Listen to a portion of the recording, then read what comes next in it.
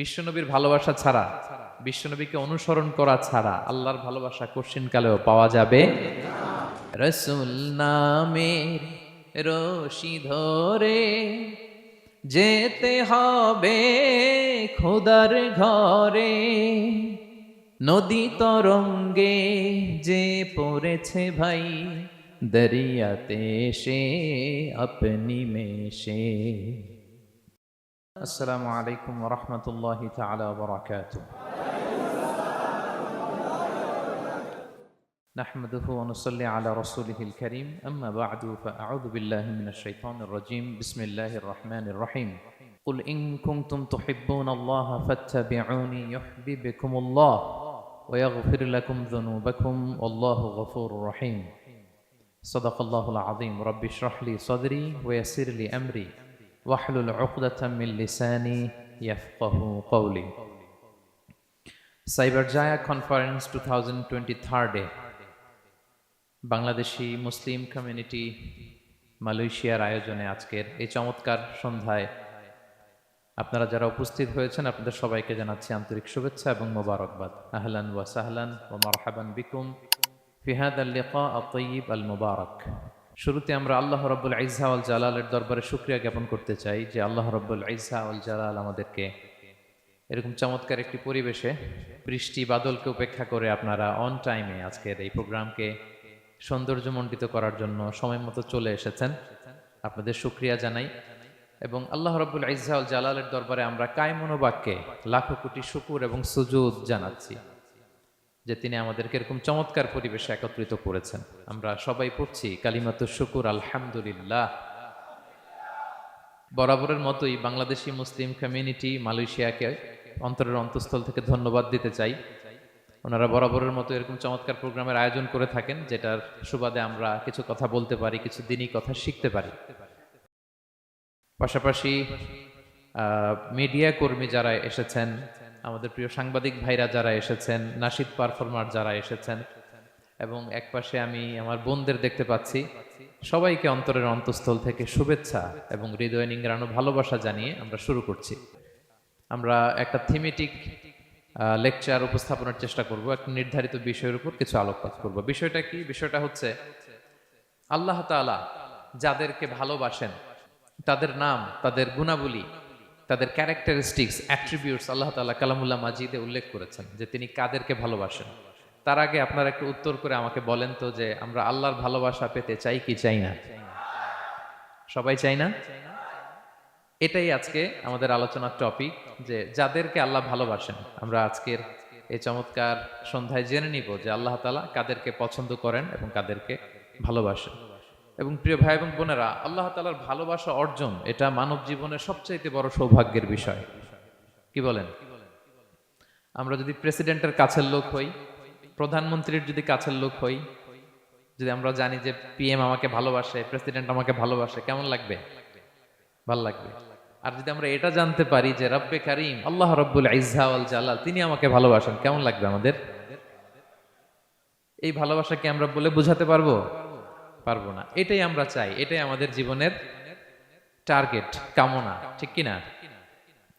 তো একজন প্রকৃত মুমিন সেই যে আল্লাহর সান্নিধ্য পেতে চায়, আল্লাহ তাআলার ভালোবাসা সে পেতে চায়।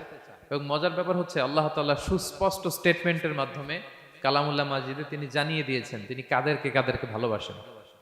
আজকের এই আলোচনায় আমরা সেটাই জানার চেষ্টা করব যে বিশেষ কিছু গুণে গুণান্বিত ব্যক্তি আছে যারা এই সৌভাগ্যের অধিকারী, যাদেরকে আল্লাহ তাআলা ভালোবাসেন বলে তিনি কোরআনে জানিয়েছেন। আমরা যেন সেই সমস্ত গুণগুলো আমাদের নিজেদের মধ্যে ধারণ করতে পারি। আল্লাহ তাআলা আমাদের তৌফিক দান করুন। আমরা সবাই আওয়াজ করে পড়ে আমিন। প্রিয় ভাই এবং বোনেরা, শুরুতেই একটা ইন্ট্রোডাক্টরি কথা বলে রাখি, ভূমিকা কথা মূল আলোচনায় যাওয়ার আগে। সেটা হচ্ছে আমাদের প্রত্যেকের মনে রাখতে হবে যে আল্লাহ তাআলা ভালোবাসা পাওয়ার প্রধান শর্ত হচ্ছে রাসূল সাল্লাল্লাহু আলাইহি ওয়াসাল্লামকে ভালোবাসা, তার অনুসরণ করা। This is the first and foremost reminder tonight.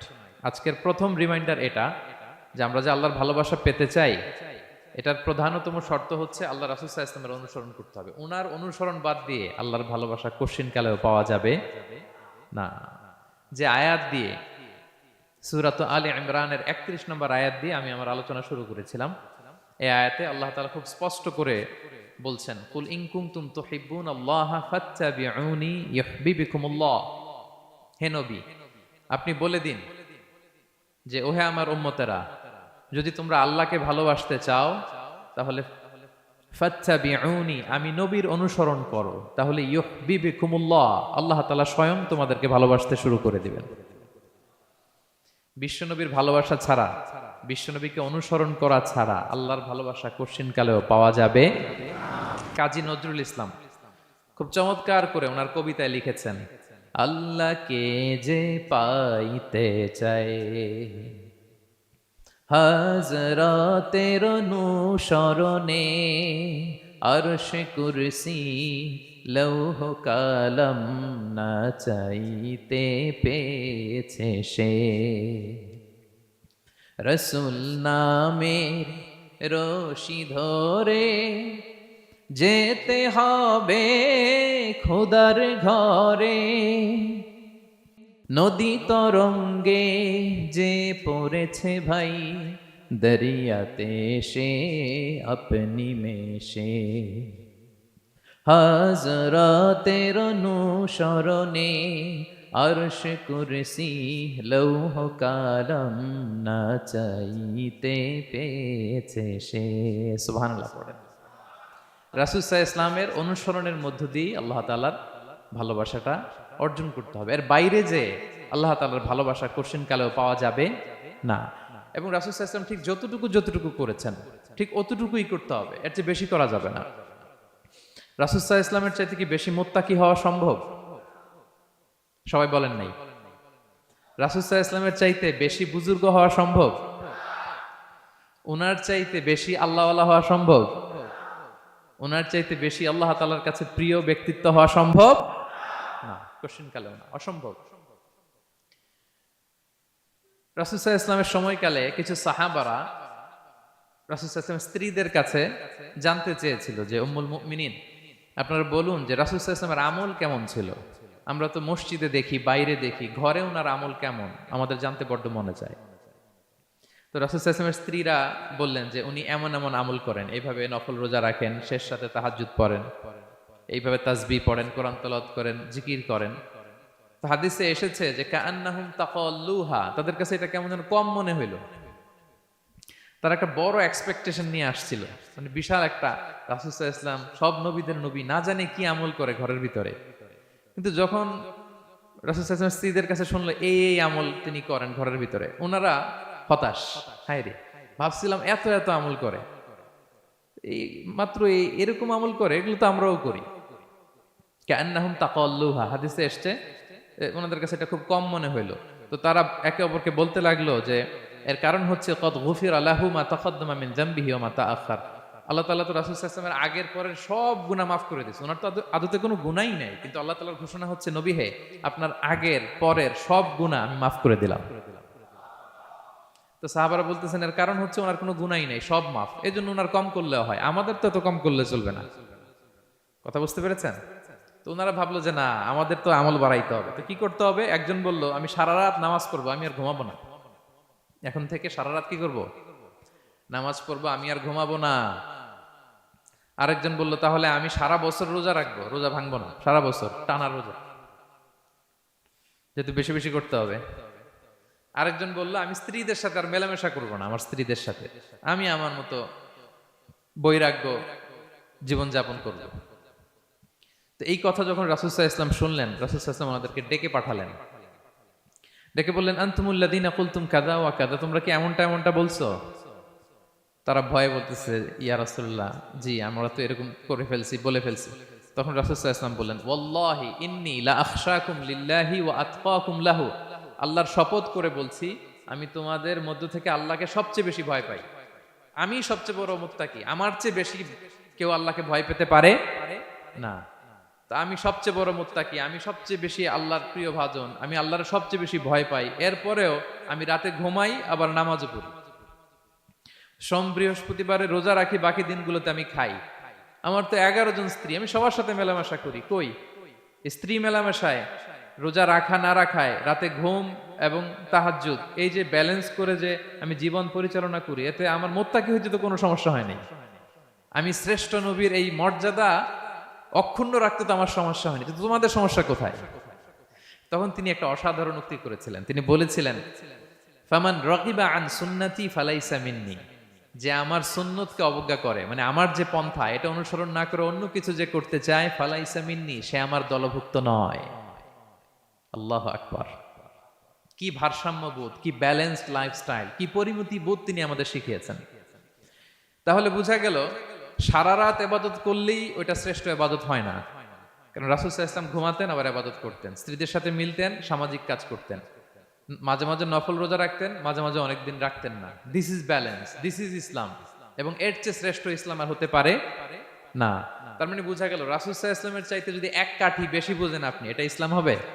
এটা হবে বাড়াবাড়ি, ঠিক কি না? রাসূল সাল্লাল্লাহু আলাইহি ওয়াসাল্লাম যেমনটি করেছেন ঠিক তেমনটি করার নাম ইসলাম। এবং এভাবেই আল্লাহ তাআলার ভালোবাসা পাওয়া সম্ভব, এছাড়া পাওয়া সম্ভব। তাহলে মূল আলোচনায় যাওয়ার আগে এটা হচ্ছে ইন্ট্রোডাক্টরি পয়েন্ট 1, যে আল্লাহ তাআলার ভালোবাসা পাওয়ার 1 নাম্বার শর্ত হচ্ছে রাসূল সাল্লাল্লাহু আলাইহি ওয়াসাল্লামের অনুসরণ। তার চেয়ে যদি বেশি ইবাদত করেন ওইটা ইসলাম নয়। তার চেয়ে বেশি বুজুর্গি দেখাইতে গেলে ওইটা বুজুর্গি নয়। তিনি যেমন যেমন করেছেন ঠিক তেমন তেমন করার নামই ইসলাম, এবং সেটার মাধ্যমে আল্লাহ তাআলার ভালোবাসা পাওয়া সম্ভব। এই পয়েন্টটা বুঝছেন না সবাই? আচ্ছা, ইন্ট্রোডাক্টরি পয়েন্টের 2 নাম্বার কথা হচ্ছে, আমরা কি করে বুঝবো যে আল্লাহ তাআলা আমাদের ভালোবাসেন? কিভাবে বুঝবো যে তিনি আমাদেরকে পছন্দ করেন, ভালোবাসেন? এটা বোঝার কিছু সিস্টেম আছে। 1 নাম্বার সিস্টেম হচ্ছে, আপনি জাস্ট দেখুন যে আপনি নিজেকে কোন কাজে ব্যস্ত রেখেছেন। আপনি আপনাকে কোন কাজে ব্যস্ত রেখেছেন, আপনার লাইফস্টাইলের দিকে তাকান, লুক অ্যাট ইউর লাইফস্টাইল, আপনি নিজেই বুঝে যাবেন। আপনি যদি দেখেন যে না, আপনার ভালো ভালো কাজে আপনার ব্যস্ততা, আপনার এঙ্গেজমেন্ট ভালো লোকদের সাথে, আপনার সার্কেলটা ভেরি গুড সার্কেল, ভালো কাজে আপনার মন টানে, আপনি ভালো কাজ করেন, যদি আপনার কার্যক্রম এরকম হয়, তাহলে বুঝে নেবেন আল্লাহ তাআলা আপনাদেরকে ভালোবাসেন। আলহামদুলিল্লাহ। আর যদি দেখেন না, যত আকাম কুকাম আছে ওইটার সবার আগে আপনি, যেই কাজে আল্লাহর ক্রোধ আসে, আল্লাহ রাগ হয়ে যান, যেই কাজ ইসলামে করার নিষেধ, যেটাতে তার অসন্তুষ্টি, ওই কাজে আপনার এঙ্গেজমেন্ট, ইনভলভমেন্ট, আপনার সার্কেলগুলোও এরকম, তাহলে বুঝে নেবেন আল্লাহ ভালোবাসা, এই মহা সৌভাগ্য আপনার কপালে জোটে নাই। তাহলে এটা হচ্ছে একটা সিস্টেম। আল্লাহ আপনাকে ভালোবাসেন কিনা এভাবে বুঝবেন যে আপনি নিজেকে কোন কাজে ব্যস্ত রেখেছেন, একটু দেখুন, আপনি মিলাতে পারবেন। 2 নাম্বার পদ্ধতি হচ্ছে এটা বোঝার যে তিনি আমাকে ভালোবাসেন কিনা, সেটা হচ্ছে পৃথিবীবাসী আপনাকে ভালোবাসে কিনা এটা একটু দেখেন। এই পৃথিবীর ভালো মানুষগুলোর কাছে আপনার একটা গ্রহণযোগ্যতা আছে কিনা এটা দেখেন। এটা দেখলে আপনি বুঝতে পারবেন। সহিহ মুসলিমের একটা ছোট্ট হাদিস শেয়ার করি। রাসূল সাল্লাল্লাহু আলাইহি ওয়াসাল্লাম বলেছেন যে ইন্নাল্লাহা ইযা আহাব্বা আবদান দাআ জিবরিল ফাকালা ইন্নী উহিব্বু ফুলানান ফাআহিব্বা। আল্লাহ তাআলা যখন কোনো বান্দাকে ভালোবাসে তখন তিনি জিবরাইলকে ডেকে বলেন, হে জিবরাইল, আমি আমার এই বান্দাকে ভালোবাসি, তুমিও তারে ভালোবাসো। ফায়ুহিব্বুহু জিবরিল, জিবরাইল আলাইহিস সালাম তারে ভালোবাসতে শুরু করে। শুধু এখানেই না, সুম্মা ইউনাদি ফিস সামা, তারপরে তিনি আকাশে একটা অ্যানাউন্সমেন্ট করেন। ফায়াকুল, তিনি বলেন যে ইন্নাল্লাহা ইউহিব্বু ফুলানান ফাআহিব্বু, ও আকাশবাসীরা, ও ফেরেশতারা, আল্লাহ তাআলা তার এই বান্দাকে ভালোবাসে, তোমরা সবাই তারে ভালোবাসো। তখন ফায়ুহিব্বুহু আহলুস সামা, গোটা আকাশবাসী তারে ভালোবাসতে শুরু করে, মানে ফেরেশতারা।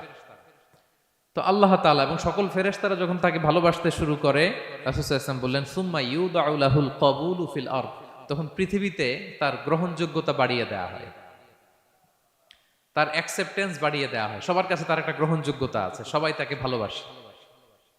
এটা হচ্ছে একটা পদ্ধতি যে আল্লাহ তাআলা আপনাকে ভালোবাসে কিনা আপনি নিজেই বুঝবেন, যে পৃথিবীবাসী আপনাকে ভালোবাসে কিনা, আপনার কলিগরা আপনাকে ভালোবাসে কিনা, আপনার বন্ধুরা আপনাকে ভালোবাসে কিনা, আপনার নেইবররা আপনাকে ভালোবাসে কিনা, পৃথিবীর ভালো মানুষগুলোর কাছে আপনার গ্রহণযোগ্যতা আছে কিনা। যদি থাকে, বুঝবেন আল্লাহ তাআলা আপনাকে ভালোবাসেন, ঠিক কিনা?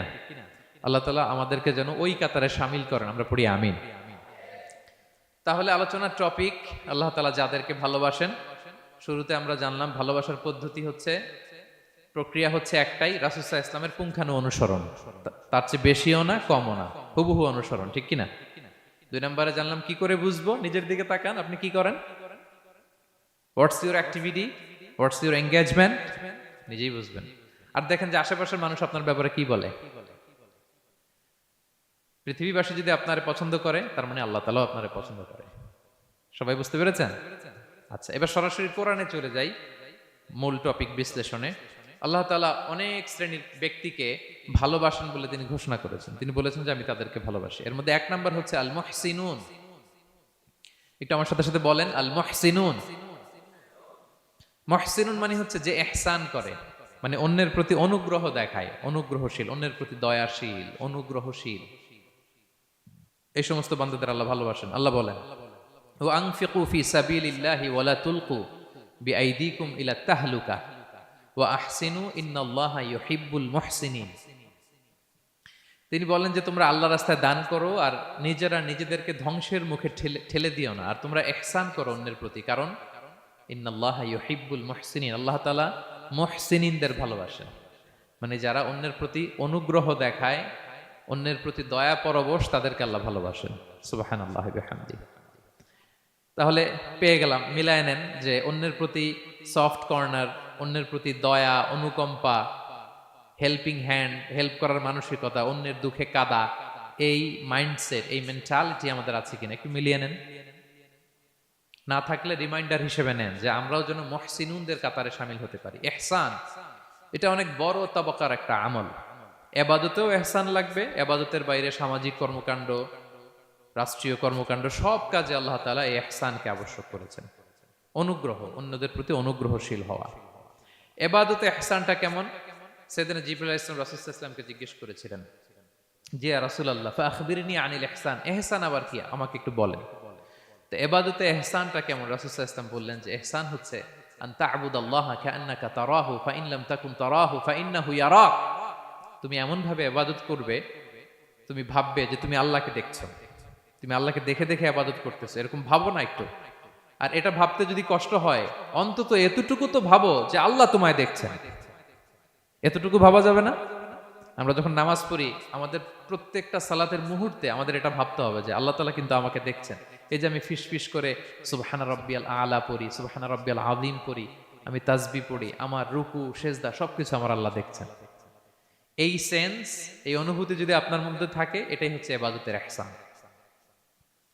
আর ইবাদত ছাড়া আমাদের দৈনন্দিন কাজ, পারিবারিক কাজ, সামাজিক কাজ, এই সমস্ত কাজেও কিন্তু আল্লাহ তাআলা ইহসানকে আবশ্যক করেছেন। প্রিয় ভাই এবং বোনেরা, অন্যের প্রতি অনুগ্রহ করাটাকে তিনি কি করেছেন? আবশ্যক করেছেন। একটা ছোট্ট হাদিস শুনি।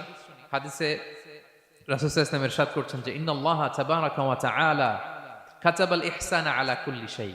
আল্লাহ তাআলা সবকিছুর উপর ইহসানকে আবশ্যক করেছেন, সবকিছুর উপর।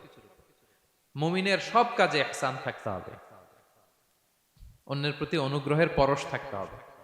এবার মজার একটা পার্ট আসছে হাদিসে, খেয়াল করে শুনি। রাসূল সাল্লাল্লাহু আলাইহি ওয়াসাল্লাম বলেন ফাইদা কাতালতুম ফাআহসিনুল কিতলা। আল্লাহ তাআলা সব জায়গায় ইহসানকে আবশ্যক করেছেন। এমন কি ফাইদা কাতালতুম, যখন তোমরা কতল করবে কাউকে, ফাআহসিনুল কিতলা, ইহসানের সাথে কতল করো। সুবহানাল্লাহ বললেন না? প্রসঙ্গটা কি? হত্যার প্রসঙ্গটা। রাষ্ট্রীয় কাজে হয়তো ডেথ পেনাল্টি, তার মৃত্যুদণ্ড দিতে হবে। রাসূল সাল্লাল্লাহু আলাইহি ওয়াসাল্লাম বলেন ফাইদা কাতালতুম ফাআহসিনুল কিতলা, মৃত্যুদণ্ড দিবা কিন্তু ইহসানের সাথে দিও। আপনি চাইলেই তার কান কেটে ফেলতে পারবেন না, তাকে শ্বাসরুদ্ধ করতে পারবেন না, পেট্রোল দিয়ে তার দেহ জ্বালিয়ে দিতে পারবেন না, চাইলেই এই দেহটারে আপনি নষ্ট করতে পারবেন না। রাষ্ট্রীয় কাজে বিচারে সাব্যস্ত হয়েছে তার এখন ডেথ পেনাল্টি, মৃত্যুদণ্ড কার্যকর করবেন, ঠিক আছে, কিন্তু সেখানে ইহসানের সাথে। ফাইদা কাতালতুম ফাআহসিনুল কিতলা, মৃত্যুদণ্ড কার্যকর করার সময় ইহসানের সাথে করো। ওয়া ইদা যাবাহতুম ফাআহসিনুয যাবাহা, জবাই করার সময়ও ইহসান করো। সুবহানাল্লাহ। করতেছি জবাই, করতেছি কি? কিন্তু মেরে ফেলতেছি প্রাণীটাকে খাওয়ার জন্য। স্লটারিং, লিটারালি আমি ছুরি চালাচ্ছি ওর গলায়, ফিনকি দিয়ে রক্ত বেরোবে এখনই, মেরে ফেলতেছি। কিন্তু যা মনে চায় আপনি কোপাতে পারবেন? কুরবানির পশুকে কষ্ট দিতে পারবেন না। আমরা এই ভুলটা করি। রাসূল সাল্লাল্লাহু আলাইহি ওয়াসাল্লাম দেখেন আরো স্পেসিফিক করে বলছেন যে ওয়ালিউহিদ্দা আহাদুকুম শাফরাতাহু ওয়ালিউরিহ যাবিহাতাহু, তোমরা জবাইয়ের সময় তোমাদের ছুরিটাকে ধার করে নিও, যাতে করে প্রাণীটা কম কষ্ট পায়। সুবহানাল্লাহ। আমরা অনেক সময় ভুল করে ফেলি। আমরা গরু শোয়ানোর পরে এই রশি কোথায়, এই ছুরি কোথায়, এই কষাই কোথায়, এই যে 7 জনের নামে জবাই হবে এদের নাম কোথায়? গরুটাকে আমরা কষ্ট দিচ্ছি। রাসূল সাল্লাল্লাহু আলাইহি ওয়াসাল্লাম বলে না, মুমিনের প্রতিটি কাজে ইহসানের পরশ থাকে। তারা প্রাণী জবাই করবে ঠিকই খাওয়ার জন্য, কিন্তু এখানেও ইহসান করতে হবে, ঠিক কিনা? তারা মৃত্যুদণ্ড কার্যকর করবে, ডেথ পেনাল্টি রাষ্ট্রীয় আইনে, কিন্তু যেমন মনে চায় তেমন করা যাবে না। ওইখানেও ইহসান রাখার দরকার আছে না নাই? প্রিয় ভাইয়েরা, এই ইহসানকে যারা মেনটেন করে জীবনের সব কাজে, আল্লাহ তাদেরকে বড্ড ভালোবাসে, বড্ড পছন্দ করে। সো আমরা যেন সবাই সবার প্রতি ইহসান করি। স্বামী স্ত্রীর প্রতি ইহসান করুন, স্ত্রী স্বামীর প্রতি ইহসান করুন, বাবা সন্তানের প্রতি, সন্তান বাবার প্রতি, পরিবারের সকল সদস্যদের প্রতি ইহসান করুন, কর্মচারীদের প্রতি ইহসান করুন, সহকর্মীদের প্রতি ইহসান করুন। মুমিন জীবনের প্রতিটি কাজে ইহসানের পরশ থাকবে, কারণ ইন্নাল্লাহা ইউহিব্বুল মুহসিনিন। আল্লাহ তাআলা মুহসিনদের, যারা অন্যদের প্রতি অনুগ্রহ দেখায়, তাদেরকে বড্ড ভালোবাসেন। এই পয়েন্টটা কি বুঝতে পেরেছেন সবাই? ক্লিয়ার? 2 নম্বরে চলে যায়, আর কাদেরকে আল্লাহ ভালোবাসেন? 2 নম্বরে হচ্ছে আত-তাওয়াবুন, যারা ভুল করেই তওবা করে সাথে সাথে, আল্লাহ তাদেরকে বড্ড ভালোবাসেন। সুবহানাল্লাহ। আল্লাহ তাআলা বলছেন ইন্নাল্লাহা ইউহিব্বুত তাওয়াবিন ওয়া ইউহিব্বুল মুতাতাহহিরিন। আল্লাহ তওবাকারীদেরকে যেমনি ভালোবাসেন, পবিত্রতা অর্জনকারীদেরও ভালোবাসেন। ওটা আমি পরে আসতেছি, এখন তওবাতেই থাকি। তাহলে 2 নম্বরে হচ্ছে ইন্নাল্লাহা ইউহিব্বুত তাওয়াবিন। 2 নম্বরে হচ্ছে কাদেরকে ভালোবাসেন? তওবাকারীদেরকে তিনি বড্ড ভালোবাসেন। দেখেন রাসূল সাল্লাল্লাহু আলাইহি ওয়াসাল্লাম কি বলে, তিনি বলেন ওয়াল্লাহি ইন্নী লা আস্তাগফিরুল্লাহ ওয়া আতুবু ইলাইহি ফিল ইয়াউমি আকসারা মিন 70 মাররা। আল্লাহর শপথ, আমি বিশ্বনবী প্রতিদিন 70 বারেরও বেশি তওবা পড়ি। যার আগেও কোনো গুনাহ নাই, পরেও কোনো গুনাহ, উনি তওবা করে কয়বার? 70 বার। আমাদের তো কোনো গুনাহ টুনা নাই, তাই না? হ্যাঁ, আমাদেরও গুনাহ আছে নাকি? বস্তা ভরা। তো বিশ্বনবী যদি 70 বার তওবা করেন ডেইলি বেসিস, আমাদের করা দরকার কয়বার? যার যার কাছে ছেড়ে দিলাম, বলেন। হ্যাঁ, 70,000 বার করা দরকার, ঠিক কিনা? প্রিয় ভাইরা, তাওবা কি? তাওবা মানে ফিরে আসা আল্লাহর কাছে। ভুল করেছি, অনুতপ্ত হয়ে আল্লাহর কাছে ফিরে আসবো, এটার নাম তাওবা। To return back to your Lord, আল্লাহর কাছে ফিরে আসবেন। এই ফিরে আসাটাকে আল্লাহ খুব পছন্দ করেন। এখানেই শয়তান আর আমাদের মধ্যে পার্থক্য। শয়তান ভুল করে করছি তো করছে, ওইটার মধ্যেই সে অটল অবিচল, ক্ষমা আর চাইনি। কিন্তু আমরা সকালে ভুল করে দুপুরে মাফ চাই, দুপুরে করে রাতে মাফ চাই, আজকে ভুল করে কালকে মাফ চাই, ঠিক কিনা? এই মাফ চাওয়াটাকে, ফিরে আসাটাকে, তার গুনাহগার বান্দা অনুতপ্ত হয়ে, রিয়েলাইজেশন হয়ে, বুঝতে পেরে ফিরে আসাটাকে তিনি বড্ড পছন্দ করেন, বড্ড পছন্দ করেন। এজন্য ভুল আমাদের হবে প্রিয় ভাইরা। আল ইনসান মিনান নিসিয়ান, আমাদের নামটাই এসেছে ভুল থেকে, আমরা ভুলে যাই, ভুল হয়ে যায় আমাদের। কিন্তু ক্ষমার রাস্তা, তওবার রাস্তা খোলা আছে না নাই? এটা হচ্ছে আমাদের জন্য আশা, হোপ। আমরা হোপফুল, সবসময় আশাবাদী। যত ভুল হোক, যত ভুল আপনি করেন, এটা খেয়াল রাখবেন, ভুল আপনি যতই করেন না কেন, তার রহমতের দরিয়া তার চাইতেও বড়, তার ক্ষমার মহাসাগর তার চাইতেও বিস্তৃত, যত ভুল আপনি করেন না কেন। এজন্য আল্লাহ তাআলা বলেন ইয়া আইয়ুহাল্লাযীনা আমানু তুবু ইলাল্লাহি তাওবাতান নাসুহা। ওহে বিশ্বাসীরা, একনিষ্ঠভাবে তওবা করো, ফিরে আসো আমার দিকে। ফাফিররু ইলাল্লাহ 24/7। পৃথিবীর কোনো দরজা 24 ঘন্টা খোলা থাকে না। রাত 3টার দিকে যদি আপনি উঠে জায়নামাজটা বিছিয়ে যে ভুলটা করছেন ওটা স্মরণ করে চোখের পানি ছেড়ে মাফ চান, ক্ষমা করবেন না তিনি? হ্যাঁ, ক্ষমা দেওয়ার জন্য তিনি বসে আছেন। এজন্য ভুল হইলে আমরা পড়বো আস্তাগফিরুল্লাহ। কি পড়বো? পড়েন আস্তাগফিরুল্লাহ রাব্বি মিন কুল্লি যামবি ওয়া আতুবু ইলাই। পড়েন আস্তাগফিরুল্লাহাল্লাযী লা ইলাহা ইল্লা হুয়াল হাইয়ুল কাইয়্যুম ওয়া আতুবু ইলাই। এটা পড়ে আল্লাহর কাছে ফিরে আসবেন, অনুতপ্ত হবেন, আল্লাহ ভুল করে ফেলেছে, আল্লাহ তুমি ক্ষমা করো, আল্লাহ তুমি ক্ষমা করো, আল্লাহ আমরা ভুল করে ফেলেছি। ভুল সবাই করে, কে না করে? হ্যাঁ, কুল্লু ইবনে আদম খাত্তা। বিষ্ণু বলেন তোমরা সবাই ভুলকারী, কিন্তু ওয়া খায়রুল খাত্তাইন আত-তাওয়াবুন। এই ভুলকারীদের মধ্যে শ্রেষ্ঠ যে ভুল করেই তওবা করে। তওবা করতে রাজি আছেন তো? সবাই রাজি আছেন? আমার প্রিয় ভাইয়েরা, এই তওবার দৃশ্যটা দেখতে আল্লাহ বড্ড পছন্দ করেন। বান্দা যখন ভুল বুঝতে পারে, মাথাটা নিচু করে চোখের পানি ছেড়ে বান্দা যখন কাঁদতে শুরু করে, এই দৃশ্যটা দেখলে আল্লাহ সহ্য করতে পারে না। আল্লাহর রহমতের দরিয়ায় জোশ খেলে যায়। বান্দা যা চায় আল্লাহ তাই দিয়ে দেয়। তখন চোখের পানির এত বড় পাওয়ার, এজন্য আমরা ভুল করে যেন অটল না থাকি, আল্লাহর কাছে যেন ক্ষমা চাই, আমরা যেন ফিরে আসি তার দরবারে। তার দরবার সবসময় খোলা। এবং তিনি এই তওবার বা ফিরে আসার দৃশ্যটা দেখতে কত পছন্দ করেন শোনেন। রাসূল সাল্লাল্লাহু আলাইহি ওয়াসাল্লাম বলেন, ওয়াল্লাযী নাফসি বিয়াদিহি, তার শপথ যার হাতে আমার আত্মা, লাউলাম তুযনিবু, তোমরা যদি ভুল না করতে, লা যাহাবাল্লাহু বিকুম, আল্লাহ তোমাদেরকে ধ্বংস করে দিতেন। ওয়ালা জাআ বিকওমিন, আল্লাহ এমন এক জাতি তৈরি করতেন, ইউযনিবুন, ওরা খালি ভুল করত, ফায়াস্তাগফিরুন, আর ক্ষমা চাইতো, ফায়াগফিরুল্লাহু লাহুম, আর আল্লাহ তাদের ক্ষমা করতেন।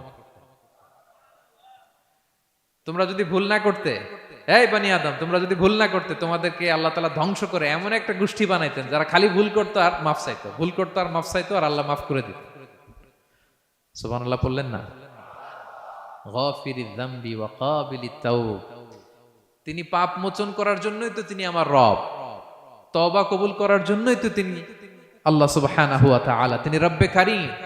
তার দয়ার কোনো শেষ নাই, তার মায়ার কোনো শেষ নাই। আমরা যখন তওবা করি, অনুতপ্ত হই, চোখের পানি ছেড়ে যখন কাঁদি, আল্লাহ যে কত খুশি হয় এটার একটা উপমা হাদিসে এসেছে, সহিহ মুসলিমের হাদিস। রাসূল সাল্লাল্লাহু আলাইহি ওয়াসাল্লাম বলেন, লাল্লাহু আশাদ্দু ফারাহান বিতাওবাতি আবদিহি হিনা ইয়াতুবু ইলাইহি, কেউ যখন তওবা করে আল্লাহ কত খুশি হয় জানো? শোনো, ওই ব্যক্তির চাইতে আল্লাহ বেশি খুশি হয়ে যায় যে ব্যক্তি মরুভূমিতে সফরে বেরিয়েছে, সাথে তার বাহন বা উট, ওই উটের মধ্যেই তার পানি বা খাবার, হঠাৎ করে উটটা হারায় গেছে। শুনতেছেন? মরুভূমিতে উট নিয়ে বের হয়েছিল সফরে, উটের মধ্যে তার পানি, তার খাবার, তার বেঁচে থাকার সমস্ত মাধ্যম, কিন্তু হঠাৎ করে উট কি হয়ে গেছে? হারায় গেছে। উট খুঁজে আর পায় না, দৌড়াতে দৌড়াতে হয়রান। কত দৌড়াবে? ধুধু মরু প্রান্তর, কয়েক ঘন্টা দৌড়ালেই তো সে তৃষ্ণার্ত হয়ে মারা যাবে। দৌড়াতে দৌড়াতে হাঁপাতে হাঁপাতে শেষ, জীবনের আশাও শেষ, যে উট যেহেতু পাই নাই, আজকে সারাদিন দৌড়ালে তো তৃষ্ণা আমি মারাই যাব রাতে। তো জীবনের আশা ভরসা শেষ করে হাঁটতে হাঁটতে হাঁপাতে হাঁপাতে হঠাৎ একটা গাছের সন্ধান পেল। ওই গাছের নিচে যে এত ক্লান্ত, তৃষ্ণার্ত, হাঁপাতে হাঁপাতে ঘুমায় গেছে, হতাশ, আমার বাঁচার আর কোনো মাধ্যম নাই, আমার উট হারায় গেছে, ওইখানেই পানি, ওইখানেই খাবার। ক্লান্ত শ্রান্ত হয়ে তৃষ্ণার চোটে ঘুম চলে আসছে। হঠাৎ ঘুম থেকে জেগে ওঠে, উটটা পাশেই দাঁড়ায় আছে। যে ওটের উপরে তার পানি এবং খাবার ছিল, পুরা মরুভূমিতে দৌড়াইতে দৌড়াইতে আবার সন্ধ্যাবেলায় এসে মালিকের সামনে দাঁড়ায় আছে। সে ঘুম থেকে উঠি তাড়াতাড়ি করে রশি ধরে ফেলছে উটের। পুরোটা হাদিসের অনুবাদ শোনাচ্ছি। তো উটের রশি ধরে বেচারা এত খুশি, এত খুশি, এত খুশি, যে খুশির চোটে ও বলতে আরম্ভ করছে, আল্লাহুম্মা আনতা আবদি ওয়া আনা রাব্বুক, আল্লাহ তুমি আমার গোলাম, আমি তোমার রব, তুমি দয়া করে এই ওটটা ফিরায় দিছো, আজকে তুমি ওটটা ফিরায় না দিলে আমি তো মরে যেতাম। আল্লাহ প্রশংসা তোমার। খুশির চোটে। কিসের চোটে? খুশির চোটে কথা উল্টে গেছে। সে এত খুশি, সে আনন্দে এত উদ্বেলিত, এত খুশি, সে বলতেছে আল্লাহ, আল্লাহুম্মা আনতা আবদি, আল্লাহ তুমি আমার গোলাম। খুশিতে আল্লাহুম্মা আনতা আবদি, আল্লাহ তুমি আমার গোলাম, ওয়া আনা রাব্বুক, আমি তোমার রব, তোমার দরবারে লাখো কোটি শুকরিয়া। আল্লাহ কেঁদে কেঁদে বলতেছে। তা আল্লাহ বলে, ওইরকম একটা পরিস্থিতিতে যে তার জীবনের আশা ছেড়েই দিয়েছিল, হঠাৎ করে ওট ফিরে পাওয়ার পরে খুশির চোটে সে যখন আমি আল্লাহরে ওর গোলাম বানায় আর ওরে আমার রব বানায়, ওই লোকটা ওই মুহূর্তে ঠিক যত খুশি, আমার কোনো বান্দা তওবা করে যখন আমার কাছে ফিরে আসে, আমি আল্লাহ ওই বান্দার উপর তার চাইতে বেশি খুশি হয়ে যায়। লাল্লাহু আশাদ্দু ফারাহান। ওই ব্যক্তি কত খুশি হইলে আল্লাহর গোলাম বানায়, কত খুশি হইলে সে সেন্স হারায় ফেলে যে আল্লাহ তুমি আমার গোলাম, আমি তোমার রব। কখন বলে? খুশিতে সে মাতোয়ারা। আল্লাহ বলে, ওই মাতোয়ারা ব্যক্তি ওই মুহূর্তে যত খুশি, আমার কোনো বান্দা ভুল করে বোঝার পরে যখন চোখের পানি ছেড়ে আমার কাছে তওবা করে, আমি আল্লাহ তার চাইতে বেশি খুশি হয়ে যা। তওবা করবেন তো? করবেন করবেন। ইন্নাল্লাহা ইউহিব্বুত তাওয়াবিন, আল্লাহ তাআলা তওবাকারীদের বড্ড ভালোবাসেন। আমার ভাইরা, ভুল হলেই যেন আমরা তওবা করি। কয়টা জানলেন? প্রথমটা কি ছিল? কি করে? ভুলে গেছি। ইহসান করে, মুহসিনুন, যারা অন্যদের প্রতি অনুগ্রহ প্রদর্শন করে। আচ্ছা, 2 নাম্বার কি ছিল? তাওবা মানে আত-তাওয়াবুন, যারা ভুল হলে কি করে তাওবা করে। 3 নাম্বার হচ্ছে আল মুতাতাহহিরুন, যারা পবিত্রতা অর্জন করে, সবসময় পাক পবিত্র থাকে, নিট এন্ড ক্লিন থাকে। এই ক্লিনলিনেসকে আল্লাহ পছন্দ করেন। সুবহানাল্লাহ, কি সুন্দর আমাদের ধর্ম, কত চমৎকার আমাদের ইসলাম। রদিতু বিল্লাহি রাব্বা ওয়া বিল ইসলামি দীনা, আমরা আল্লাহরে রব হিসেবে পেয়ে খুশি, ইসলামকে দিন হিসেবে পেয়ে খুশি, ঠিক কি না? 3 নাম্বার হচ্ছে ওয়া ইউহিব্বুল মুতাতাহহিরিন, আল্লাহ তাআলা পবিত্রতা অর্জনকারীদের বড্ড পছন্দ করেন। মুতাতাহহিরিন, যারা সব সময় পাক পবিত্র থাকে, পরিচ্ছন্ন থাকে, এবং এটা খুব জরুরি। রাসূল সাল্লাল্লাহু আলাইহি ওয়াসাল্লাম বলেছেন আত-তুহুরু শাতরুল ঈমান, পবিত্রতা এটা ঈমানের অঙ্গ। কেন ঈমানের অঙ্গ? কারণ নামাজ যার নাই তার ঈমান নাই, আর পবিত্রতা ছাড়া নামাজই হয় না। এজন্য রাসূল সাল্লাল্লাহু আলাইহি ওয়াসাল্লাম বলেছেন পবিত্রতা ঈমানের অঙ্গ। সুবহানাল্লাহ পড়েন। দেখেন নামাজের যে আহকাম আরকান আছে, আহকাম তো বাইরে, নামাজ শুরুর আগে, এর মধ্যে 3টা আহকাম বা 3টা ফরজই হচ্ছে এই পাক পবিত্রতা নিয়ে। ছোটবেলা আপনারা পড়েছেন না, শরীর পাক, কাপড় পাক, নামাজের জায়গা পাক। তার মানে আপনি নামাজে যখন দাঁড়াবেন আপনার শরীরটা পাক পাক পবিত্র হইতে হবে। আপনি যে ড্রেস গায়ে দিয়ে নামাজে দাঁড়ালেন এটা পবিত্র হইতে হবে। যেই জায়গাটাতে আপনি নামাজের জন্য দাঁড়ালেন ওই জায়গাটা পবিত্র হতে হবে। এই 3টা জায়গা পবিত্র কিনা আপনাকে এনশিওর করে আল্লাহু আকবার, তার আগে আল্লাহু আকবার বললে হবে? হবে না। এজন্য ইসলাম হাতে ধরিয়ে ধরিয়ে আমাদেরকে পবিত্র হওয়ার পদ্ধতি শিক্ষা দিয়েছেন। রাসূল সাল্লাল্লাহু আলাইহি ওয়াসাল্লাম যখন এগুলো শিখাতেন মুশরিকরা হাসতো, হায় রে কেমন নবী তোমাদের, কিভাবে টয়লেটে যাইতে হয় এটাও শিখায়। সাহাবারা বলতেন হ্যাঁ, আমাদের নবী ধরে ধরে আমাদের শিখায় যে টয়লেটে ঢুকতে বাম পা, বেরোতে ডান পা, ঢোকার আগে দোয়া, ওয়ালা তাস্তাকবিলুল কিবলা, কিবলামুখী হওয়া যাবে না, ঢিলা ইউজ করলে 3টা ইউজ করো, বেজর করো, প্রতিটা জিনিস কি করে ওযু করতে হয়, কি করে তায়াম্মুম করতে হয়, কি করে ফরজ গোসল করতে হয়, আমার নবী ধরে ধরে আমাদের শিখিয়েছেন, ঠিক কি না? ধরে ধরে শিখিয়েছেন। কিভাবে ওযু করবেন রাসূল সাল্লাল্লাহু আলাইহি ওয়াসাল্লাম গামলা নিয়ে তিনি দেখিয়েছেন। কিভাবে তায়াম্মুম করবেন মাটিতে বাড়ি দিয়ে তায়াম্মুম করে দেখিয়েছেন। কেমন করে মেসওয়াক করবেন দেখিয়েছেন। কিভাবে আতর ইউজ করবেন দেখিয়েছেন। ক্লিনলিনেসের যত দিক হতে পারে সব বিশ্বনবী আমাদের শিখিয়েছেন। এমনকি কালামুল্লাহ মাজিদে আল্লাহ তাআলা আমাদেরকে সুস্পষ্ট জানিয়েছেন, ইয়া আইয়ুহাল্লাযীনা আমানু ইযা কুমতুম ইলা সলাতি ফাগসিলু উজুহাকুম, যখন নামাজে দাঁড়াবা আগে ওযু করো। ফাগসিলু উজুহাকুম, যারা আরবি বোঝেন আগে মুখ ধুয়ে নাও। ও আইদিয়াকুম ইলাল মারাফিক, তারপরে 2 হাত কোনই পর্যন্ত ধুয়ে নাও। ওয়ামসাহু বিরুউসিকুম, তারপর মাথা মাসে করে নাও। ও আরজুলাকুম ইলাল কাবাইন, এরপরে টাকনু পর্যন্ত 2 পা ধুয়ে নাও। ওযু হয়ে গেল না? হয়েছে না? এবার ধরে ধরে আমাদেরকে শেখানো হয়েছে। যদি গোসল ফরজ হয়, ওয়া ইন কুনতুম জুনুবান ফাত্তাহহারু, গোসল ফরজ হলে গোসল করে নাও। এখন ওযু গোসলের জন্য পানি নাই, তো ওযু আর গোসলের জন্য যদি পানি না থাকে, ফালাম তাজিদু মাআন ফাতায়াম্মামু সাঈদান তাইয়্যিবা, পবিত্র মাটি দিয়ে তায়াম্মুম করো। দেখেন ওযুও শিখাইলো কোরআন, তায়াম্মুমও শিখাইলো কোরআন। পাক পবিত্র হওয়ার ক্লিনলিনেসের যত আয়োজন আছে সব আল্লাহর কোরআনে আছে না নাই? সব আল্লাহ তাআলা আমাদেরকে জানিয়ে দিয়েছেন। এবং আম্মা জান আয়েশা রাদিয়াল্লাহু তাআলা আনহা আল্লাহ রাসূল সাল্লাল্লাহু আলাইহি ওয়াসাল্লামকে জিজ্ঞেস করেছিলেন, ইয়া রাসূলুল্লাহ, কিয়ামতের দিন এত নবীর উম্মত, কোটি কোটি মানুষ, আপনি আপনার উম্মতকে চিনবেন কি করে? এত মানুষ থাকবে, আপনি কি করে চিনবেন? রাসূল সাল্লাল্লাহু আলাইহি ওয়াসাল্লাম বললেন, ইন্না উম্মতি ইয়াতুনা ইয়াউমাল কিয়ামাতি গুররা মুহাজ্জালিনা মিন আসারিল wudu। তিনি বললেন ওযুর চিহ্ন দেখে আমি আমার উম্মত চিনব। আমার যে সমস্ত উম্মতেরা ওযু করে নামাজ পড়েছে, ওযুর পানি তাদের গায়ের যেই যেই জায়গায় লেগেছে, এই জায়গাগুলো কিয়ামতের দিন রেডিয়াম বাতির মতো জল জল জল জল করে জ্বলতে থাকবে। আমি এটা দেখে চিনে ফেলবে আমার উম্মত, নামাজি, পাক্কা নামাজি। আল্লাহু আকবার। এবং অতিরিক্ত পবিত্রতা অর্জনের জন্য কিছু সাহাবীদেরকে আল্লাহ স্পেশালি কোরআনে অ্যাপ্রিশিয়েট করেছেন। তারা হচ্ছে মসজিদে কোবা পল্লীর আশেপাশে যে সাহাবারা, তারা অতিরিক্ত পবিত্রতা অর্জন করতেন। আল্লাহ তাআলা বলেন, ফিহি রিজালুন ইউহিব্বুনা আন ইয়াতাতাহহারু, এই মসজিদে কোবার আশেপাশে এমন কিছু মুসল্লি আছে যারা পছন্দ করে পবিত্রতা অর্জন করতে, বেশি পবিত্রতা অর্জন করতে তারা পছন্দ করে। আর ওয়াল্লাহু ইউহিব্বুল মুত্তাহিরিন, আল্লাহ তাআলা অতিরিক্ত পবিত্রতা অর্জনকারীকে ভালোবাসেন, পছন্দ করেন। সুবহানাল্লাহ পড়েন। তো তাদের প্রশংসা যখন আল্লাহ তাআলা কোরআনে করলেন, বিষ্ণু সাল্লাল্লাহু আলাইহি ওয়াসাল্লাম তাদেরকে ডাকলেন, বললেন, ও কোবাপল্লীর সাহাবীরা, ঘটনা কি? তোমাদের নাম বিশেষভাবে আল্লাহ তাআলা কোরআনে উল্লেখ করেছে যে ফিহি রিজালুন ইউহিব্বুনা আন ইয়াতাতাহহারু। কি তোমাদের এমন গুণ, তোমরা কিভাবে পবিত্রতা অর্জন করো? তারা বলতে আরম্ভ করলো যে নাতাওয়াদ্দাউ লিস-সালাহ, আমরা নামাজের সময় ওযু করি, ওয়া নাগতাসিলু মিনাল জানাবা, গোসল ফরজ হলে গোসল করি, ওয়া নাস্তানজি বিল মা, আর পানি দিয়ে ইস্তেনজা করি। সুবহানাল্লাহ। এই পানি দিয়ে ইস্তেনজা করাটা আল্লাহ পছন্দ করেছেন। ওনাদের সময় ওনারা পানি দিয়ে ইস্তেনজা করতো না, পাথর দিয়ে ঢিলা দিয়ে তারা ক্লিন হয়ে যেত। এর কারণ হচ্ছে তাদের খাদ্য প্রক্রিয়াটা এমন ছিল, ড্রাই ফ্রুট খেত তো, খেজুর, গোশত, রুটি, তো তাদের স্টুলটা ওইরকম হইতো।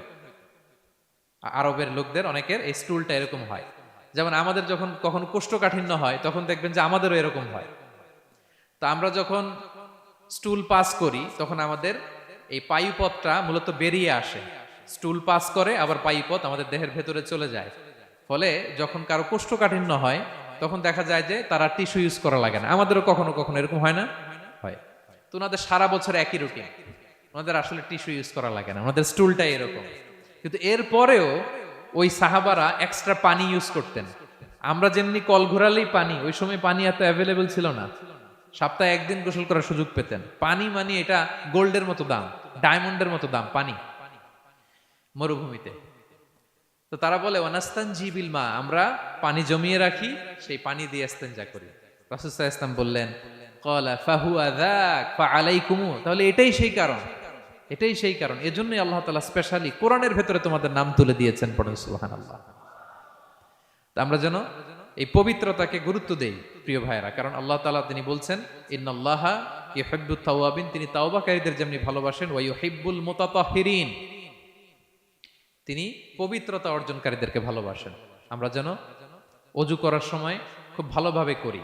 রাসূল সাল্লাল্লাহু আলাইহি ওয়াসাল্লাম যখন বললেন ওযুর পানি যেখানে লাগে ওটা জলজল করে জ্বলবে, তো আবু হুরায়রা রাদিয়াল্লাহু তাআলা আনহু হাত তো ধুইতে হয় কোনি পর্যন্ত, উনি এতটুকু ধুইতেন। উনি বলতেন যে কিয়ামতের দিন আমার হাত এতটুকু পর্যন্ত জলজল করবে। কি মাইন্ডসেট ওনাদের, সুবহানাল্লাহ বিহামদিহি।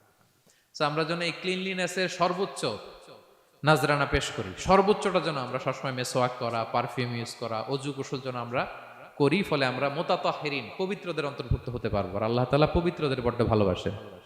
বুঝতে পেরেছেন? তাহলে এক নম্বরে মুহসিনুন, যারা ইহসান করে, দুই নম্বরে যারা তাওবা করে, তিন নম্বরে যারা পবিত্র থাকে, চার নম্বরে আল মুত্তাকুন, যারা আল্লাহ তাআলাকে ভয় পায়।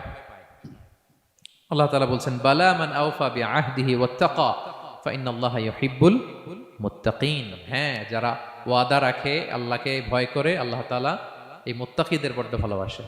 মুত্তাকি অর্থাৎ আল্লাহ সচেতনতা, আল্লাহ ভীরুতা যাদের ভেতরে আছে, যে কোনো পরিস্থিতিতে তারা ভাবে যে আল্লাহ তাআলা আমাকে দেখছেন, এই সেন্স, এই অনুভূতি যার মধ্যে আছে সে মুত্তাকি। তা আমরা মানুষের সামনে যেভাবে যেরকম সৎ থাকি, আমরা যদি মানুষের চক্ষুর আড়ালেও সৎ থাকি তাহলে আমরা মুত্তাকি। বুঝতে পেরেছেন? মুত্তাকির তাকওয়ার অনেক সংজ্ঞা আছে, অনেক সংজ্ঞা। সবচেয়ে সহজ সংজ্ঞা হচ্ছে মানুষের সামনে আমরা যতটা ভালো, আমার প্রাইভেট লাইফেও যদি আমি ততটা ভালো হই তাহলে আমি মুত্তাকি। একটু যোগ বিয়োগ দিয়ে নেন নিজের সাথে নিজে, যে আমি পাবলিকলি যতটা ভালো প্রাইভেটলি ততটা ভালো কিনা। যদি হই তো আমি মুত্তাকি। ওমরে ফারুক রাদিয়াল্লাহু তাআলা আনহু একবার উবাই ইবনে কাবকে বললেন, ইয়া উবাই মা হুয়া তাকওয়া, আল্লাহ কোরআনে এত তাকওয়ার কথা বলেছেন, তাকওয়াটা কি?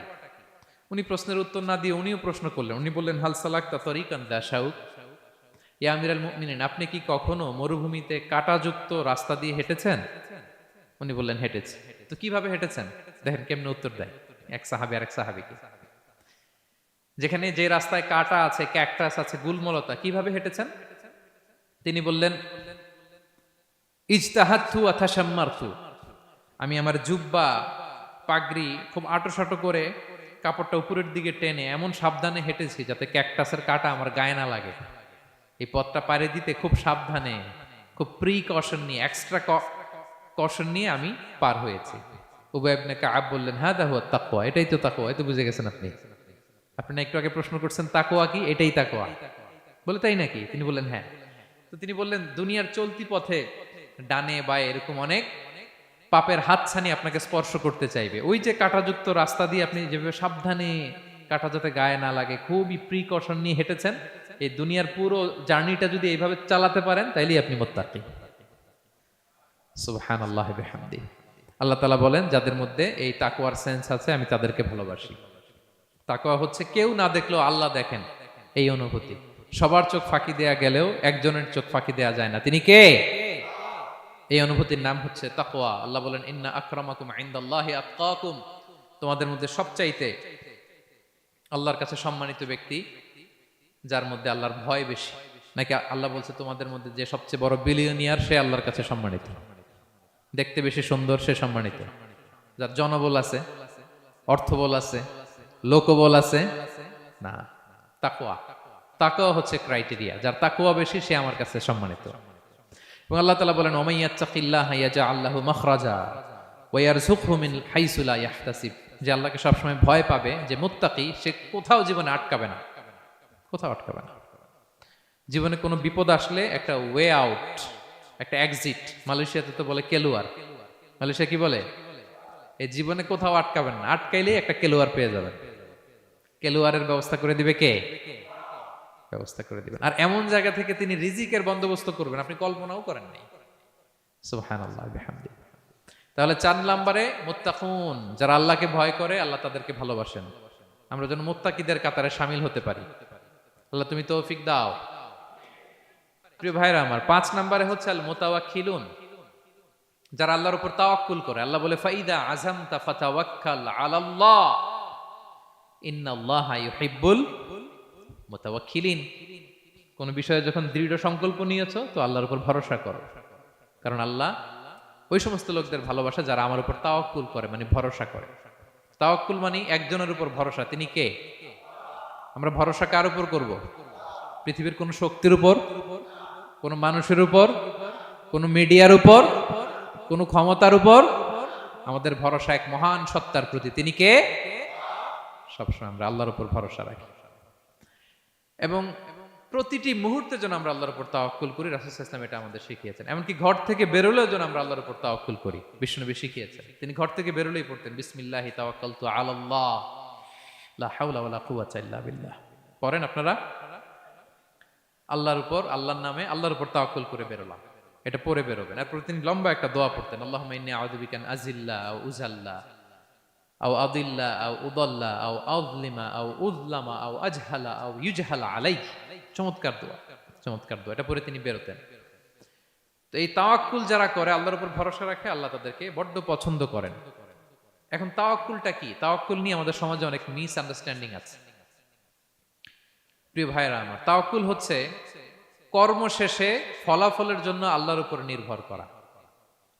মনোযোগ দিয়ে শুনুন, আই রিপিট, আমি আবারও বলছি, কর্ম শেষে, আগে কি কর্ম, কর্ম শেষে ফলাফলের জন্য কার উপর নির্ভর করা? এখন আপনি কর্ম বাদ দিয়ে দিলেন, কিছু করলেন না, আর বললেন আল্লাহ ভরসা, যা করে আল্লাহ, আল্লাহ ভরসা, তাওয়াক্কালতু আলাল্লাহ হইছে? এটা আপনার মন গড়া কথা হয়েছে, এটা তাওয়াক্কুল হয়নি। ইসলামী তাওয়াক্কুল হচ্ছে আপনি আপনার সাধ্যের সবটুকু করবেন, করার পরে ফলাফল কি আসবে, ফলাফল কি আমার হাতে? কার হাতে? এই জন্য আপনি আল্লাহর উপর তাওয়াক্কুল করবেন। কিন্তু কাজ বাদ দেয়া যাবে না। অনেকে নিজেদের অপারগতা, দুর্বলতা, কর্মহীনতা আর অলসতাকে তাওয়াক্কুল বানায় ফেলছে। কাজ করতে মনে চায় না, অলসতা, কয় তাওয়াক্কুল করলাম। বলেন তো এটা তাওয়াক্কুল হয়েছে? না। এই অপারগতা, অলসতার নাম তাওয়াক্কুল নয়। তাওয়াক্কুল মানে হচ্ছে কোনো কাজের পরিকল্পনা করা, এরপরে পরিকল্পনা বাস্তবায়নের উপায় খুঁজে বের করা এবং নানা কিছুর সহযোগিতা নিয়ে সেটা বাস্তবায়নের প্রাণান্তকর চেষ্টা করা, সব করা, আপনার রোল প্লে করা। আপনার রোল প্লে করা শেষ, এরপর কর্ম শেষে ফলাফলের জন্য আপনি আল্লাহর উপর তাওয়াক্কুল করবেন। কিচ্ছু না করে হাত গুটিয়ে বসে থেকে যদি বলেন তাওয়াক্কুল করলাম, আল্লাহ ভরসা, হয়েছে? হয়েছে? তাওয়াক্কুল হয়েছে? হয় নাই। তো এখানে ব্যালেন্স অ্যাটিটিউডে আসতে হবে। আমি সব করতে পারবো, এটাও যেমনি ভুল, আল্লাহই সব করে দিবেন, এটাও ভুল। The position of Islam is somewhere in between this two extreme lines. এই দুটার মাঝখানে ইসলামের পজিশন। পাখিকে তাওয়াক্কুলের মডেল হিসেবে আল্লাহ উপস্থাপন করেছেন। পাখিকে বিশ্বনবী বলেন তোমরা যদি পাখির মতো তাওয়াক্কুল করো, পাখিরে যেমনি আল্লাহ খাওয়ায় তোমাদেরকেও খাওয়াবে। পাখি কেমনি তাওয়াক্কুল করে? বিশ্বনবী বললেন তাগদু খিমাসান ওয়া তারুহু বিতানান। পাখিগুলো প্রতিদিন সকালবেলা কিচির মিচির রবে তার বাসা থেকে বের হয়ে জঙ্গলে ছড়িয়ে পড়ে, সারাদিন খুঁজতে খুঁজতে, ঘুরতে ঘুরতে, উঠতে উঠতে আল্লাহ তাআলা বিকেল বেলা আবার প্রতিটি পাখির ওদর পূর্তি করে তার ঘরে ফিরিয়ে নিয়ে আসে। ঠিক কিনা? তো পাখি কি ঘরের ভিতরে বসে থেকে তাওয়াক্কুল করছে? সকালবেলা আগে কি করছে? বের হয়ে গেছে। তো আগে আপনার রোলটা আপনার প্লে করতে হবে, তারপরে আপনি আল্লাহর উপর তাওয়াক্কুল করবেন। অনেকে নিজেদের অপারগতা, অলসতাকে তাওয়াক্কুল বানিয়েছে না। অপারগতা, অলসতা, কর্মহীনতা এগুলো থেকে রাসূল সাল্লাল্লাহু আলাইহি ওয়াসাল্লাম আল্লাহর কাছে পানাহ চেয়েছেন। এগুলোর সাথে ইসলামের কোনো সম্পর্ক নাই। তার মানে হাত গুটিয়ে বসে থেকে আল্লাহ ভরসা বলবেন, কি করবেন? হ্যাঁ, সর্বোচ্চ চেষ্টা চালিয়ে যেতে হবে। এরপরে ফলাফলের জন্য আমরা কার উপর ভরসা করব? কারণ ইন্নাল্লাহা ইউহিব্বুল মুতাওয়াক্কিলিন, আল্লাহ তাআলা তাওয়াক্কুলকারীদেরকেও ভালোবাসেন। আলহামদুলিল্লাহ বলেন। তাহলে কয়টা গেল? কয়টা? আর তিনটা বলবো, আর তিনটা। 6 নম্বরে হচ্ছে as-সাবিরুন। সাবিরুন মানে কি? হ্যাঁ, ধৈর্যশীল। একটু বুঝে ফেলছে? as-সাবিরুন সবর শব্দ থেকে এসেছে। as-সাবিরুন মানে ধৈর্যশীল। যারা আল্লাহর উপর ধৈর্য, বিপদে আপদে আল্লাহর দেয়া বিপদে যারা ধৈর্য ধারণ করে, ওই ধৈর্যশীল ব্যক্তিদেরকে আল্লাহ তাআলা পছন্দ করেন। আল্লাহ তাআলা বলেন, ওয়া কাআইয়্যিম মিন নাবিয়্যিন ক্বাতালা মাআহু রিব্বিয়ুনা কাসীর ফামা ওয়াহানু লিমা আসাবাহুম ফি সাবিলিল্লাহ ওয়া মা দাউফু ওয়া মাস্তাকানু ওয়াল্লাহু ইউহিব্বুস সাবিরিন। কত নবী আছে তাদের সাথে অনেক আল্লাহওয়ালারা লড়াই করেছে, তারা বিপদে হতোদ্যম হয়নি, নতজানু হয়নি, তাদেরকে দমানো যায়নি, তারা ধৈর্য ধারণ করেছে। কারণ ইন্নাল্লাহা ইউহিব্বুস সাবিরিন, আল্লাহ তাআলা ধৈর্যশীলদের বড় ভালোবাসেন। ধৈর্যশীল, ধৈর্য ধারণ করতে হবে। ধৈর্য ধারণ এটা সবার পক্ষে সম্ভব হয় না। ধৈর্য এটা এমন একটা গাছ, যে গাছের চারদিকে শুধু কাটা আর কাটা, কিন্তু ফলটা বড় মিষ্টি। আবার বলি, ধৈর্য এমন একটা গাছের নাম, যেই গাছের সারা গায়ে কাটা, সারা গায়ে কি, কিন্তু ফল মিষ্টি। ওই মিষ্টি সুস্বাদু ফল আনতে গেলে কিছু কাটা সহ্য করতে হবে। আমরা যেন বিপদে ধৈর্য ধারণ করি। রাসূল সাল্লাল্লাহু আলাইহি ওয়াসাল্লামকে আল্লাহ তাআলা নিজে সান্ত্বনা দিয়েছেন আর বলেছেন, ওয়াসবির আলা মা ইয়াকুলুনা ওয়াহজুরহুম হাজরান জামিলা। নবী হে, আপনি হেরা গুহা থেকে এমন আলোর বাণী নিয়ে এসেছেন, এমন সংস্কারের কথা নিয়ে এসেছেন, এমন পাওয়ারফুল মেসেজ নিয়ে এসেছেন, এটা সমাজে দিলে সমাজ আপনাকে আলিঙ্গন করবে না, পাথর ছুড়বে, গালি দিবে, ট্যাগ লাগাবে, নানা তকমা দিবে, কিন্তু এগুলোতে পিছপা হওয়া চলবে না। নবী হে ওয়াসবির, আপনি ধৈর্য ধারণ করুন। আলা মা ইয়াকুলুন, ওরা যাই বলুক, আপনারে কখনো বলবে গণক, কখনো বলবে জাদুকর, কখনো বলবে পাগল, কখনো বলবে কবি, এখন আমাদেরকে বলে না, হ্যাঁ, কখনো বলে মৌলবাদী, কখনো বলে জঙ্গিবাদী, কখনো বলে রাজাকার, আছে না নাই? যুগে যুগে এই ট্যাগিং সংস্কৃতি আছে। তারা ট্যাগ লাগায়, তারা নানা ধরনের মিথ্যা তকমা লাগায়। তো আল্লাহ তাআলা আশ্বস্ত করে বললেন, নবী আপনি ভয় পাবেন না, আপনি ধৈর্য ধারণ করুন। ওয়াসবির আলা মা ইয়াকুলুন, তারা যাই বলুক না কেন আপনি সবর ইখতিয়ার করুন, তাদেরকে আপনি ইগনোর করুন, একটু সয়ে যান। একটু সয়ে গেলে রয়ে যাবে, এটা দুনিয়ার নিয়ম। সয়ে গেলে রয়ে যাবে, রয়ে যেতে চাইলে সয়ে যেতে হবে প্রিয় ভাইয়েরা, কারণ আল্লাহ তাআলা ধৈর্যশীলদের বড্ড পছন্দ করেন। এবং রাসূল সাল্লাল্লাহু আলাইহি ওয়াসাল্লাম একটা চমৎকার হাদিস বলেছেন, তিনি বলেছেন, আজাবান লিআমরিল মুমিন, মুমিনের ব্যাপারটা বড়ই ইন্টারেস্টিং, বড়ই চমৎকার, এটা মুমিন ছাড়া অন্য কারো হয় না। ব্যাপারটা কেমন? রাসূল বলেন, ইন আসাবাতহু সাররাউ শাকারা, মুমিন যখন আনন্দে থাকে তখন মুমিন শুকরিয়া করে। শুকরিয়া করলে সওয়াব আছে না নাই? কারণ শুকরিয়া একটা ইবাদত। আর ওয়া ইন আসাবাতহু দাররাউ, মুমিন যখন বিপদে পড়ে দুঃখে থাকে, সাবারা, তখন সে ধৈর্য ধারণ করে। ধৈর্য ধারণ করলে সওয়াব আছে না নাই? তো সওয়াব ছাড়া আমাদের আর কিছু আছে? আমি জীবনে হয় সুখী নয় দুঃখী, কি বলেন? আমাদের জীবনের চলতি পথে হয় কখনো আমরা সুখী নয়, সুখের সময় কি করি? শুকর করি। শুকর করলে সওয়াব আছে না নাই? আর দুঃখের সময় কি করি? সবর করি। সবর করলে সওয়াব আছে না নাই? তাহলে হয় শুকর নয় সবর, এই দুইটা ইবাদত মুমিন জীবনে সর্বদা চলমান। কেমন একটা উইন উইন সিচুয়েশন, সুবহানাল্লাহ পড়বেন না? একটা উইন উইন সিচুয়েশন। এজন্য প্রিয় ভাইরা, মাথা গরম করবেন না, কখনোই অস্থির হবেন না, আতঙ্কিত হবেন না, ধৈর্য ধারণ করুন। কারণ ধৈর্য এমন একটা গাছ, চারি গায়ে কাটা, কিন্তু ফলটা বড় মিষ্টি। এজন্য আল্লাহ তাআলা বলেন ইন্নাল্লাহা ইউহিব্বুস সাবিরিন, আল্লাহ তাআলা ধৈর্যশীল বান্দাদেরকে পছন্দ করেন। কয়টা গেল? 6টা। 7 নম্বরে আল মুকসিতুন। মুকসিতুন মানে হচ্ছে ন্যায়পরায়ণ, যে ইনসাফের সাথে ফায়সালা করে, যে পার্শিয়ালিটি করে না, হ্যাঁ, 2 নাম্বারই করে না। বিচার করতে যে যখন রায় দেয় ন্যায়সঙ্গত ভাবে রায় দেয়, ঘুষ খেয়ে বায়াজ হয়ে কোনো রায় দেয় না, তাদেরকে আল্লাহ পছন্দ করে।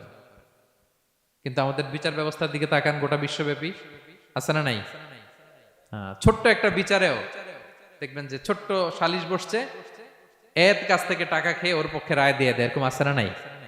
না, আল্লাহ তাআলা তাদেরকে বড্ড অপছন্দ করেন। বরং যারা বায়াজ নয়, যারা পার্শিয়ালিটি করে না, যারা ইনসাফের সাথে ন্যায় ভিত্তিক ফায়সালা করে, আল্লাহ তাদেরকে পছন্দ করেন। আল্লাহ তাআলা বললেন ওয়া ইন হাকামতা ফাহকুম বাইনাহুম বিল কিসত।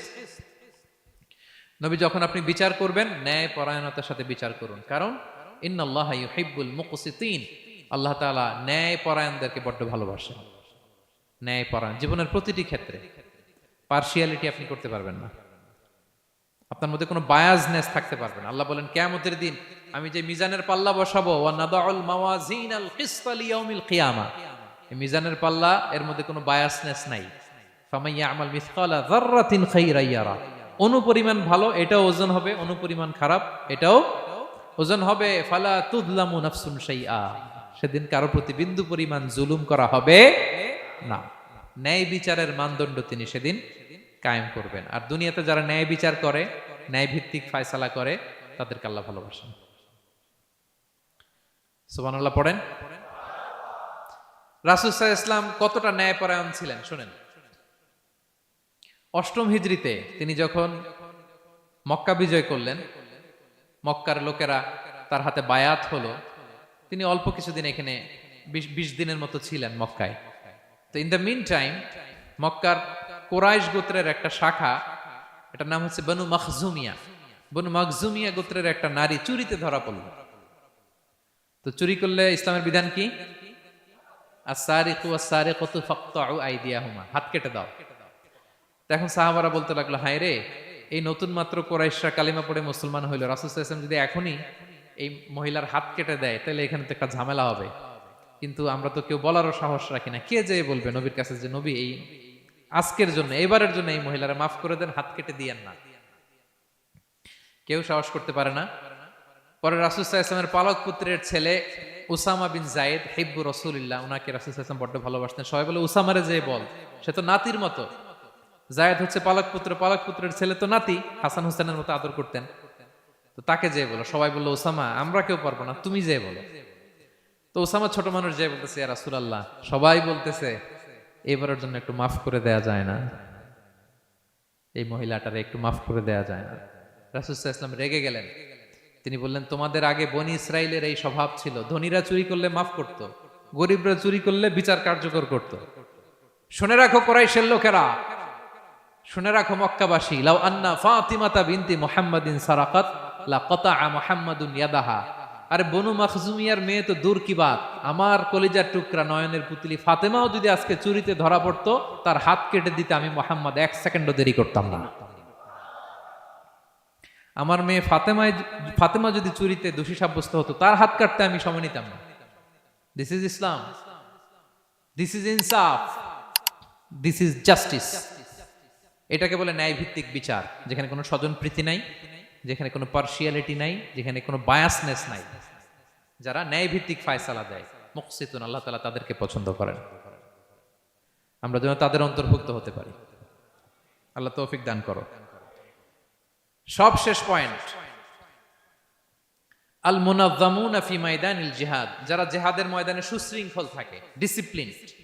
সর্বশেষ হচ্ছে ডিসিপ্লিন। এই যে মাশাআল্লাহ আজকের এই সাইবার জায়া কনফারেন্স খুবই ডিসিপ্লিনড একটা প্রোগ্রাম, সবাই সারিবদ্ধ হয়ে বসে আছেন, এবং এই সারিবদ্ধ হয়ে যারা বসে থাকে, যারা ময়দানে থাকে, তাদেরকে আল্লাহ তাআলা বড্ড পছন্দ করেন। যারা বিশৃঙ্খলা করে না, যারা সুশৃঙ্খল। তা আমরা মুসলিমরা কি বিশৃঙ্খল জাতি না সুশৃঙ্খল জাতি? আমরা সুশৃঙ্খল ইনশাআল্লাহ বিইذنিল্লাহ। আল্লাহ তাআলা বলছেন ইন্নাল্লাহা ইউহিব্বুল্লাযীনা ইউকাতিলুনা ফি সাবিলিহি সাফফান কাআন্নাহুম বুনিয়ানুম মারসুস। আল্লাহ ওই বান্দাদের ভালোবাসেন যারা জিহাদের ময়দানে সফফান, সফফান মানে সারিবদ্ধ, কাতারে কাতার, এবং এমন কাতার কাআন্নাহুম বুনিয়ানুম মারসুস, যেন এটা মজবুত একটা সীসা ঢালাই করা প্রাচীর। সুবহানাল্লাহ। সাহাবারা নামাজের কাতারে পায়ের সাথে পা লাগিয়ে দাঁড়াতেন, কাদের সাথে কাঁধ লাগিয়ে দাঁড়াতেন। পিছন থেকে বিশ্বনবীরে অ্যাটাক করতে গেল 10 মিনিট লাগবে। সব সাহাবাদেরকে আক্রমণ করে বিশ্বনবী পর্যন্ত পৌঁছাতে তাদের অনেক সময় লেগে যাবে, এমন সীসা ঢালা প্রাচীরের মতো তারা পেছনে দাঁড়াতেন। সুবহানাল্লাহ।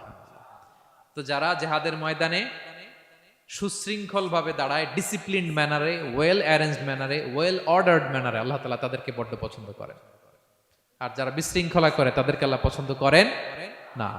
এবং আপনি দেখেন বিষ্ণু ইসলামের যুদ্ধগুলোর মধ্যে 5 ভাগে তিনি ভাগ করতেন যুদ্ধকে। মাঝখানে হচ্ছে একটা ডিপার্টমেন্ট, ডানে মাইমানা, বায়ে মাইসারা, সামনে মোকাদ্দেমা, পেছনে খালফ। এইভাবে 5টা ডিসিপ্লিনড ওয়েতে তিনি ব্যাটালিয়ন ভাগ করে সামনে আগাতেন। এবং বিশ্বনবীর নেতৃত্বে সাহাবীদের মাধ্যমে যে শক্তিশালী সামরিক সংগঠনটি গড়ে উঠেছিল, ওটা বিশ্বকে চূর্ণ বিচূর্ণ করে দিয়েছে। উনার পরে 4 খলিফা, ওনাদের নেতৃত্বে তাদের এমন ব্যাটালিয়ন গড়ে উঠেছে, শতাব্দী পর শতাব্দী তাদের সামনে দাঁড়ানোর মতো সক্ষমতা পৃথিবীর কোনো সেনাবাহিনীর ছিল না। সুবহানাল্লাহ। সাফফান কাআন্নাহুম বুনিয়ানুম মারসুস, সীসা ঢালা প্রাচীরের মতো যুদ্ধের ময়দানে তারা সুশৃঙ্খল ভাবে দাঁড়ায়। তো যারা জীবনের সব ক্ষেত্রে এরকম ডিসিপ্লিন, সুশৃঙ্খল, তাদেরকে আল্লাহ ভালোবাসে। এখন আপনারা কি সুশৃঙ্খল থাকতে চান, নাকি শুধু এই আজকের প্রোগ্রাম শেষ করে যাব আবার বিশৃঙ্খল এরকম করবেন? না, যেখানে কিউ থাকে কিউ মেনটেন করবেন, যেখানে একটা শৃঙ্খলা থাকে শৃঙ্খলা বজায় রাখবেন। এই ময়দানে ভ্রাতৃত্বের বন্ধনে সুশৃঙ্খল যারা থাকবে তাদের হাতে আল্লাহ তাআলা নেতৃত্ব তুলে দিবেন, ঠিক কিনা? আমরা যেন সুশৃঙ্খল থাকতে পারি। আল্লাহ তাআলা তুমি আমাদেরকে তৌফিক দান করো। তাহলে মোট কয় শ্রেণীর কথা বললাম যাদেরকে আল্লাহ তাআলা ভালোবাসেন? 1 নম্বরে কি ছিল? আল মুহসিনুন, যারা অন্যের প্রতি ইহসান করে, অনুগ্রহ করে। 2 নম্বরে আত-তাওয়াবুন, যারা তওবা করে। 3 নম্বরে আল মুতাতাহহিরুন, যারা সবসময় কি থাকে? পবিত্র থাকে। 4 নম্বরে আল মুত্তাকুন, যাদের হৃদয়ে সবসময় ভয় থাকে কার? 5 নম্বরে আল মুতাওয়াক্কিলুন, যারা সবসময় কার উপর ভরসা করে? কাজ না করে। হ্যাঁ, আজকের এই সাইবার যা কনফারেন্সে আপনাদের আকীদা ক্লিয়ার হয়েছে তো? কাজের আগে তাওয়াক্কুল না কাজের পরে? কাজ করে তাওয়াক্কুল। 6 নম্বরে ধৈর্যশীল, আস-সাবিরুন। 7 নম্বরে ন্যায় বিচারক, আল মুকসিতুন, যারা ইনসাফ, জাস্টিস এই সমাজে প্রতিষ্ঠা করতে চায়, যাদের মধ্যে বায়াসনেস নাই, পার্সিয়ালিটি নাই, কোনো স্বজনপ্রীতি নাই, তাদেরকে আল্লাহ ভালোবাসে। সবশেষে সুশৃঙ্খল, সফফান কাআন্নাহুম বুনিয়ানুম মারসুস, সীসা ঢালা প্রাচীরের মতো তারা ময়দানে অবস্থান করে। ডিসিপ্লিন, যাদের জীবনে কোনো বিশৃঙ্খলা বলতে কোনো শব্দ তাদের ডিকশনারিতে নাই। আমরা যেন সেরকম সুশৃঙ্খল হতে পারি, আমরা যেন সেরকম মুহসিনুন হতে পারি, আমরা যেন তাওয়াবুন হতে পারি, মুতাতাহহিরুন হতে পারি, মুত্তাকুন হতে পারি, আমরা যেন মুতাওয়াক্কিলুন হতে পারি, আমরা যেন সাবিরুন হতে পারি, আমরা যেন ন্যায় পরায়ণ হতে পারি। আর জীবনের প্রতিটি সেক্টরে, প্রতিটি ক্ষেত্রে আমরা যেন সুশৃঙ্খল থাকি। আল্লাহ তাআলা আমাদের সবাইকে কথাগুলো বোঝার ও আমল করার তৌফিক দান করুন। হাদা মা ইনদি ওয়াল ইলমু ইনদাল্লাহ আলাইহি তাওয়াক্কালতু ওয়া ইলাইহি উনীব। সুবহানাকাল্লাহুম্মা ওয়া বিহামদিকা আশহাদু আল লা ইলাহা ইল্লা আনতা ওয়া আস্তাগফিরুকা ওয়া আতুবু ইলাইক। আসসালামু আলাইকুম ওয়া রাহমাতুল্লাহি তাআলা ওয়া বারাকাতুহু।